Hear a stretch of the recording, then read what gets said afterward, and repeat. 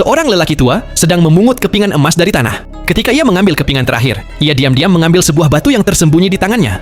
Saat itulah perwira memerintahkan agar ia ditembak. Lelaki tua itu dengan cepat melemparkan batu itu ke ranjau darat, menyebabkan ledakan. Perwira panik dan menyuruh tentaranya menembak lurus ke depan. Tetapi sesuatu yang tak terduga terjadi.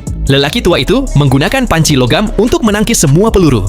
Bahkan Kapten Amerika pun akan terkesan dan berkata, "Kau benar-benar luar biasa." Karena mengira lelaki tua itu pasti sudah mati, perwira menghentikan penembakan dan mengirim seorang tentara untuk memeriksa. Tetapi sebelum tentara itu mendekat, sebuah ranjau darat terbang dan meledak, membunuhnya seketika. Kemudian, perwira mengirim 2 tentara lagi dari kedua sisi. Tetapi mereka bahkan tidak bertahan 3 detik sebelum terbunuh. Melihat anak buahnya mati, perwira kemudian memaksa 2 tahanan wanita untuk maju, berharap mereka membuka jalan. Sementara itu, lelaki tua itu sudah pergi. Kelelahan, ia berbaring di bawah mobil yang rusak. Ia mengikatkan sabuk di sekitar lukanya dan mencabut peluru itu sendiri tanpa obat apapun. Rasa sakitnya begitu hebat sehingga dia pingsan. Tentara musuh semakin mendekat bersama anjing-anjing terlatih untuk mengendus keberadaannya.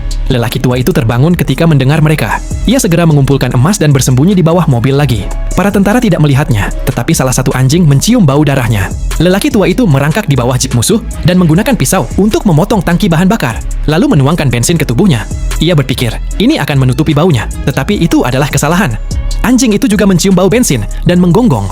Para tentara menghentikan mobil dan mulai mencari di area tersebut. Melihat kesempatan, lelaki tua itu berlari menuju sungai, tetapi anjing itu kembali melihatnya. Seorang penembak jitu menembaknya di kaki, dan petugas berteriak untuk menangkapnya hidup-hidup.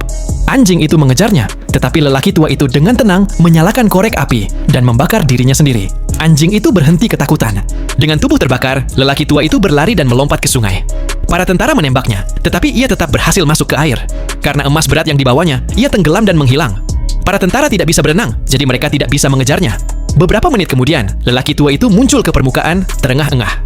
Begitu kepalanya muncul, penembak jitu itu menembak lagi, dan darah menyebar di air. Perwira itu mengirim seorang penyelam untuk mengambil emas tersebut. Tetapi ketika penyelam mencapai dasar, lelaki tua itu menggorok lehernya dan mengambil oksigennya. Seorang prajurit di kapal melihat kejadian itu dan ketakutan. Namun perwira itu tetap memerintahkan lebih banyak orang untuk menyelam. Dalam waktu 2 detik, air kembali berubah merah.